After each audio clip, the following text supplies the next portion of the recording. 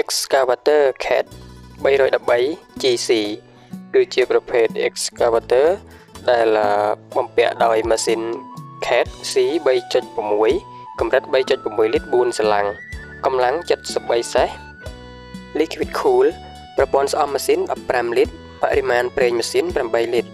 ប្រព័ន្ធ Hydraulic 85 លីត្រ ធុងស្តុក Hydraulic 70 លីត្រ និងធុងប្រេង 258 លីត្រ ទម្ងន់ 13 តោន 800 គីឡូ ប្រវែងដៃកន្លាក់ទី1 4.65 ម៉ែត្រ កន្លាក់ទី2 3 ម៉ែត្រ ទំហំប៉ែល 0.53 ម៉ែត្រគីប កម្ពស់ពីដីដល់ដំបូលកាប៊ីន 2.81 ម៉ែត្រ បន្ទាច្រវាក់ 45 សង់ទីម៉ែត្រ និងប្រវែងកង់ច្រវាក់ 3.75 ម៉ែត្រ